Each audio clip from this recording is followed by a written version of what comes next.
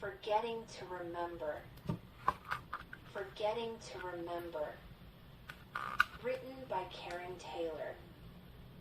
Illustrated by Pennell Gamble. Chapter 1. The Walking Filing Cabinet. Elliot was the kind of kid everyone liked.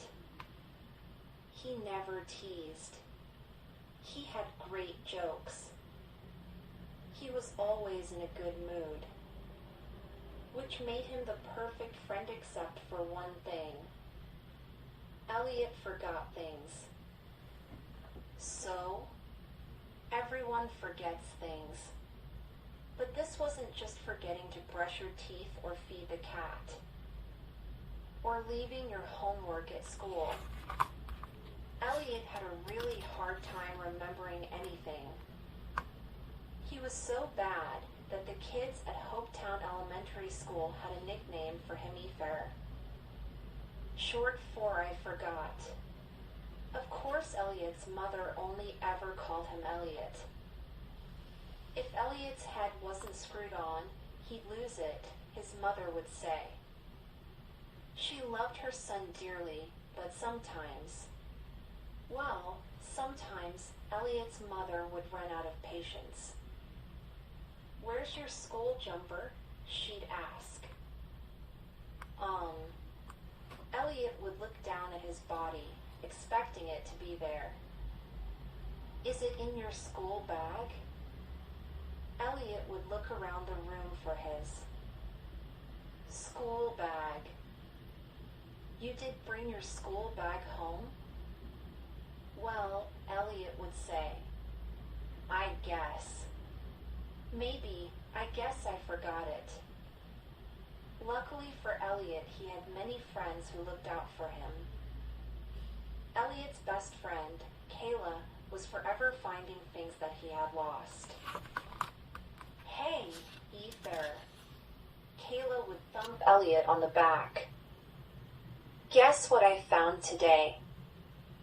There was always such a long list of things missing that Elliot could never guess.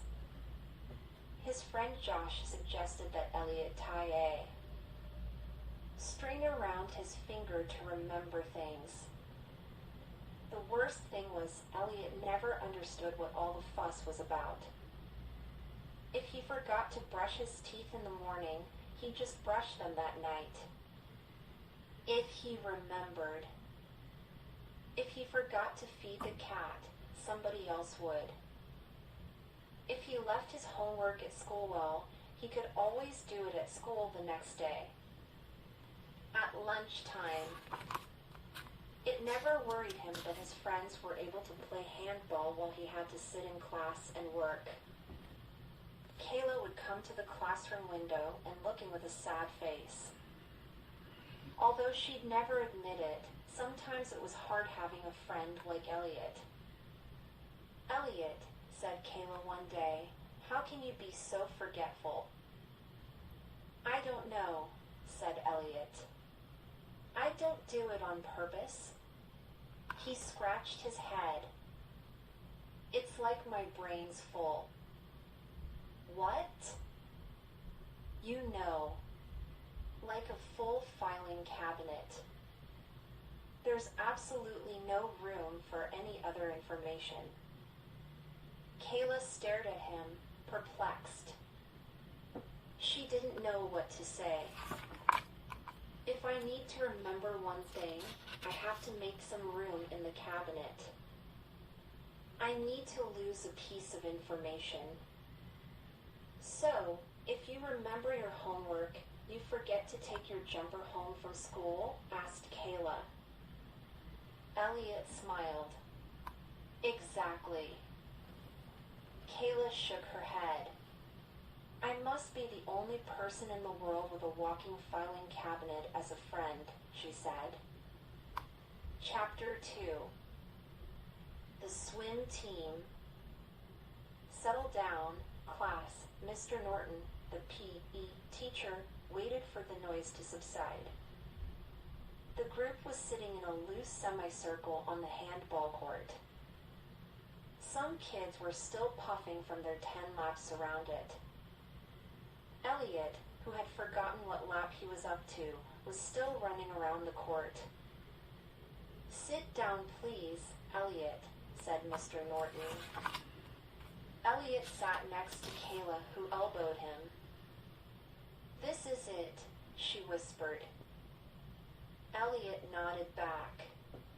The inter-school swim sports team had finally been selected, and Elliot was hoping to be one of the few chosen. "Right. I'll announce the cross country." "Team later in the week," announced Mr. Norton. He looked at a few students who were still puffing loudly. "I'm sure you're all looking forward to that. But I'll announce the swim team now." Everyone held their breath. Even the puffers stopped puffing. "After last week's session at the pool, I've decided on the following students," Mr. Norton said. Kayla was the first to be named for the team, and Elliot punched her lightly on the arm. Kayla punched him back a short while later. "Hey, we're both in," she whispered. Mr. Norton concluded, "I want the swim team to meet me in the gym at lunchtime. We need to go through a few things." Class dismissed. The group began to walk back inside. People were talking, some laughing loudly, as they congratulated the new swim team members. "Hey, Ether," shouted Josh. "Don't forget to turn up to the gym today." "Yeah. And don't forget to turn up to the championships," yelled someone else. "And don't forget to take your swimsuit," shouted Stella. Elliot just smiled. "Right, guys. Thanks for your advice. And don't forget your drink bottle," Kayla said, shoving it towards him. Elliot looked at the string on his finger.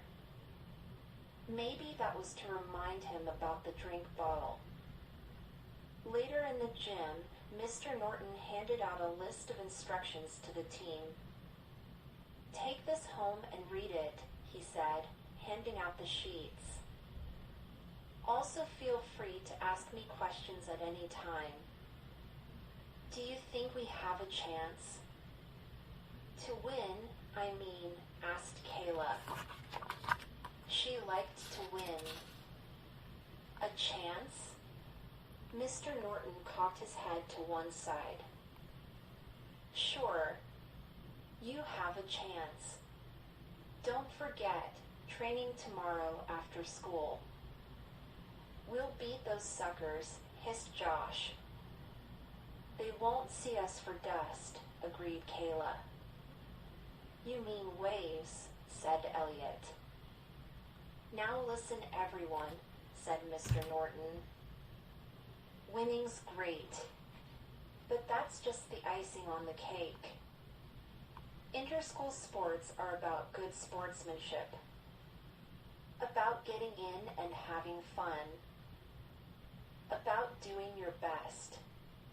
That's all I'm asking of you." "We're gonna cream them," whispered Kayla. Chapter 3. The Plant.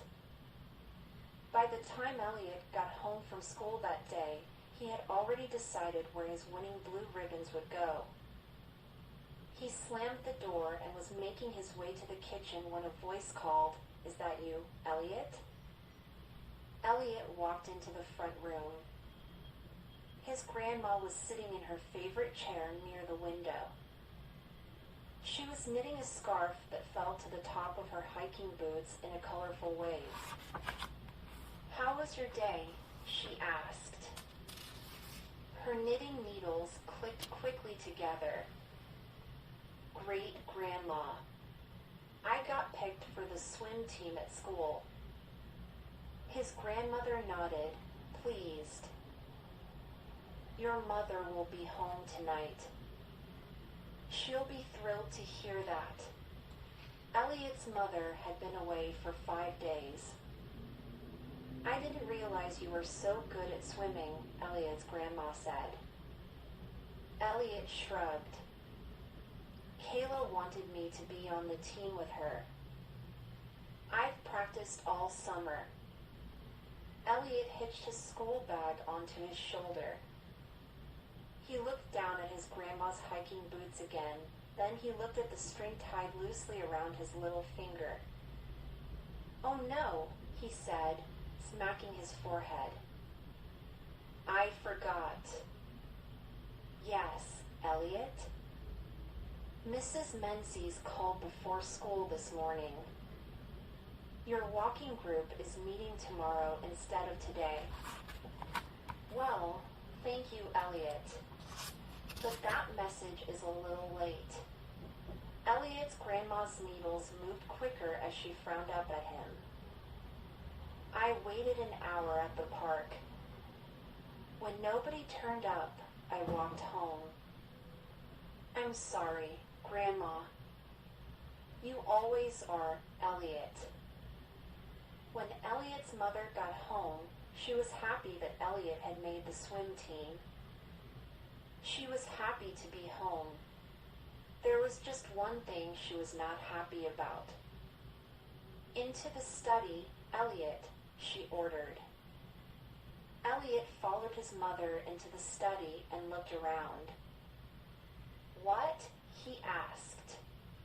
He wasn't really paying attention. Elliot was wondering if he should mention his birthday. Kayla had asked him if he was having a party this year. They'd planned a few things, but he really needed to run it past his mother first. His mother pointed to a wilting plant with curling leaves near the window. That. Then Elliot remembered. His mother had asked him to water her new plant while she was away. He had completely forgotten. The door of the study had been closed, and he hadn't even thought of the plant. Until now. Oh, he said. I guess I forgot. He also guessed that this was not the best time to mention a birthday party. Elliot's mother handed him the plant. I want this to look exactly like it did when I left last week, she said. I don't want to see it until it does. Okay, Elliot said.